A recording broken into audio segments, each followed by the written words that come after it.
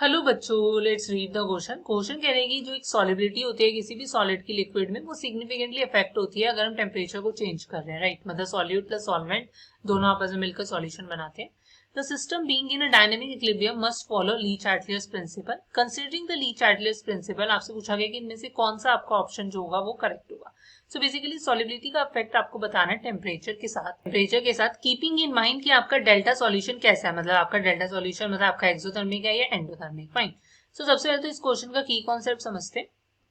देखो, की कॉन्सेप्ट आपको समझना होगा। की कॉन्सेप्ट लाई करेगा कि हमें एक तो ये पता होना चाहिए कि व्हाट इज योर ली-चार्टियर्स प्रिंसिपल। देखो, ली-चार्टियर्स प्रिंसिपल आपका ये कहता है कि अगर कोई सिस्टम इक्विलिब्रियम पर है, राइट, और उसको आप डिस्टर्ब कर रहे हो बाय सर्टेन एक्सटर्नल फैक्टर्स, आप प्रेशर इंक्रीज कर रहे हो, टेम्परेचर इंक्रीज कर रहे हो, या आप कोई इनर्ट गैस ऐड कर रहे हो, सो उस केस में आपका सिस्टम जो होता है वो उस इफेक्ट को कॉन्ट्राडिक्ट करने की कोशिश करता है, उसको अपोज करेगा, ताकि आपका सिस्टम जो है वो अगेन इक्विलिब्रियम में रहे, फाइन। मतलब अगर आप टेम्परेचर इंक्रीज कर रहे हो तो सिस्टम इस तरीके से रिएक्ट करेगा कि सिस्टम का इक्विलिब्रियम जो है वो डिस्टर्ब ना हो, fine. So that is Le Chatelier's principal.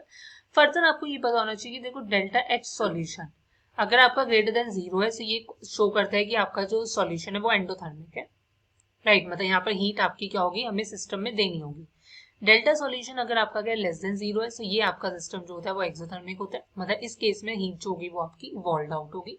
अब जैसा कि ये बोल रहे हैं कि हमारे पास जो एक सॉलिबिलिटी होती है, मतलब जो हम एक मैक्स सॉलिड को लिक्विड में डाल रहे हैं, तो उसकी उसकी जो सॉलिबिलिटी होती है वो टेम्परेचर से क्या होती है कि अफेक्ट होती है, पर डिपेंड करता है कि आपका सॉल्यूशन कैसा है, कि एंडोथर्मिक है या एक्सोथर्मिक।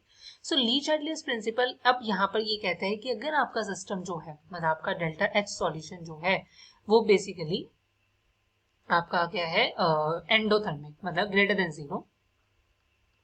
सो उस केस में हमारे पास क्या होगा कि हमारे पास जो अगर मतलब बेसिकली अगर आपका ये जो डिसोल्यूशन प्रोसेस है ये आपका क्या है, एंडोथर्मिक है।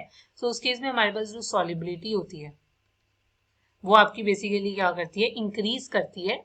अगर आप टेम्परेचर क्या कर रहे हो, इंक्रीजेस, राइट। सॉलिबिलिटी आपकी क्या होगी, इंक्रीजेस, अगर टेम्परेचर इंक्रीज हो रहा है।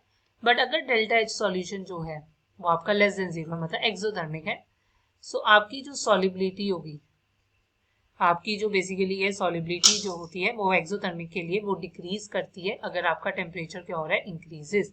सो यहाँ से देख लेते हैं। देखो, अगर डेल्टा एच सॉल्यूशन 0 है मतलब ग्रेटर देन 0, सॉलिबिलिटी इंक्रीज कर रही है विद डिक्रीज इन टेम्परेचर, तो ये तो फॉल्स है। अगर एक्सोथर्मिक है, सॉलिबिलिटी डिक्रीज कर रही है with increase in temperature, so ये ट्रू है।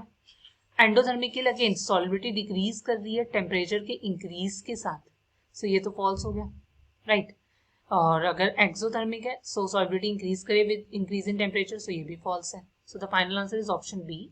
Hope you understand it well. Best of luck. Thank you.